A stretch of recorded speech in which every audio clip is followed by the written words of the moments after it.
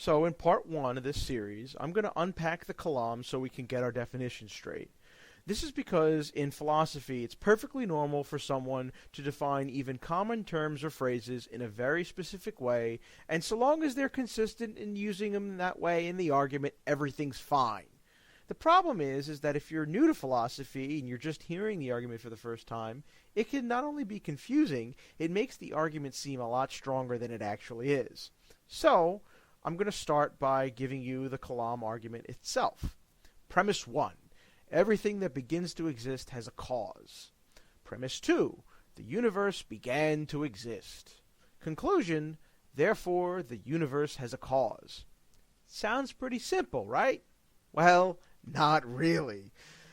First, we're going to unpack the argument, and in case anybody thinks I'm misrepresenting definitions by William Lane Craig, I'm going to provide links in the description section to back all this up. The first phrase we got to define is begins to exist. I like to call this Craig's get-out-of-jail-free card for God.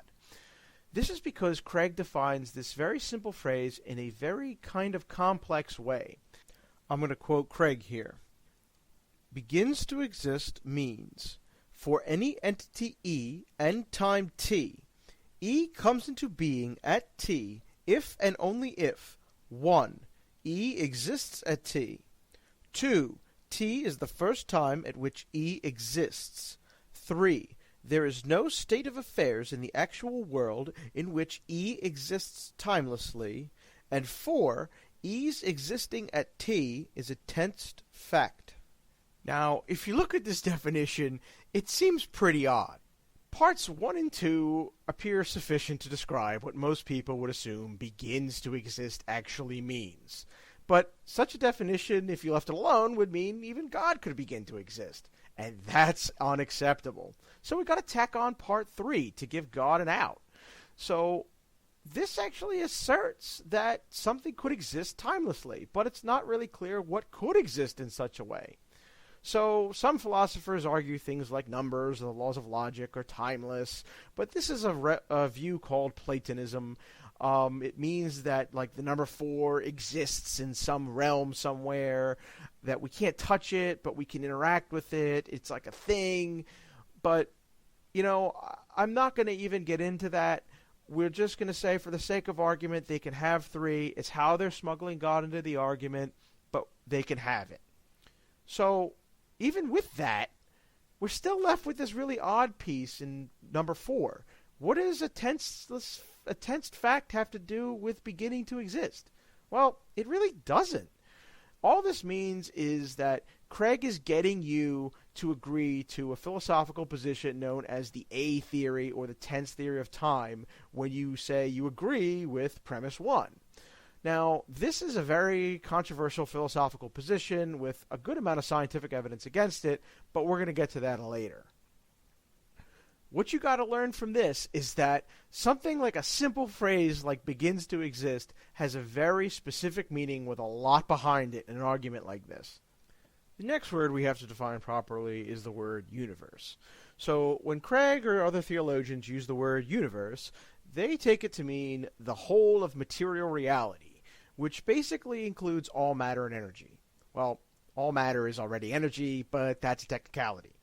So when the Kalam says that the universe began to exist, this means that aside from the God they're trying to prove, absolutely nothing existed. They want no matter, no energy, not even time itself. This is because apologists are trying to argue to a theological conclusion that's in their Bible that says that God created the universe ex nihilo, which basically means out of nothing. They like their fancy words. Now, in contrast to this definition, science uses the word universe a bit differently, especially in modern cosmology. So when you hear the universe talked about by like Alexander Vilenkin, they're really talking about what's known as a space-time universe, which is defined as a 4-dimensional manifold. Now, to try and understand this, and I know it's complex, you kind of have to think about the 3 dimensions that we're all familiar with: length, width, height. And then you got to tack on a 4th dimension, which is really time itself. And this kind of makes like a 4-dimensional coordinate system, if you can think about it. And that's what they mean when they say that's what our universe is. Now, the distinction is that this space-time universe is made up of out of energy, like everything else that we know of. But when they say that the universe began to exist, they're not saying that all that energy and matter just came out of being from nothing. That's what the apologists mean. So it's a very critical difference when you listen to a scientist talk about the beginning of the universe versus a theologian. All right, the next word we have to define properly is the word nothing. I know, it's not in the argument itself, but, Craig likes to defend the argument by saying something can't come from nothing. And nothing to a philosopher like Craig is very different from the nothing to a scientist like Lawrence Krauss. So a philosopher is going to define nothing as the absence of anything. And to be fair, this is a very common definition for the word, and it's what most people are going to kind of think about when you say nothing. So where's the problem? The problem is that when you try to marry this definition to reality, we don't find that anywhere. The closest thing we come to nothing is what scientists call the quantum vacuum.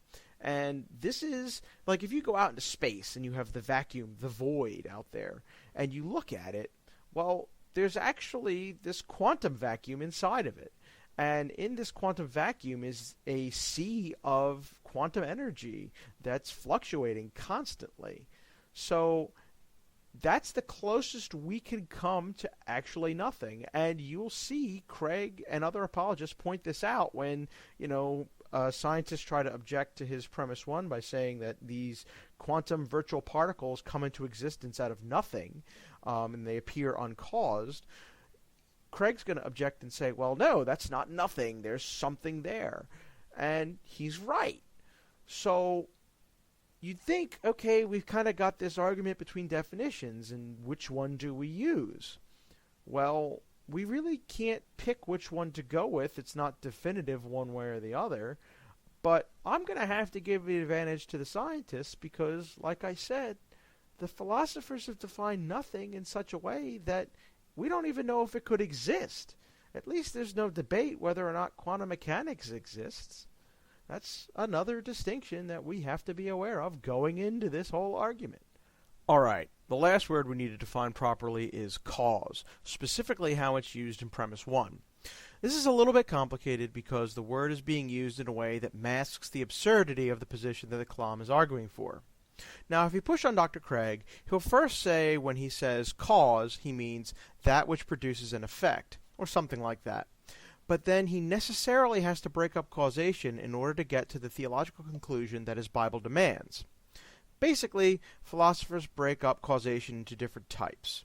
Luckily for the argument that we're going to go over, we only have to talk about efficient causes and material causes. So, what's the difference?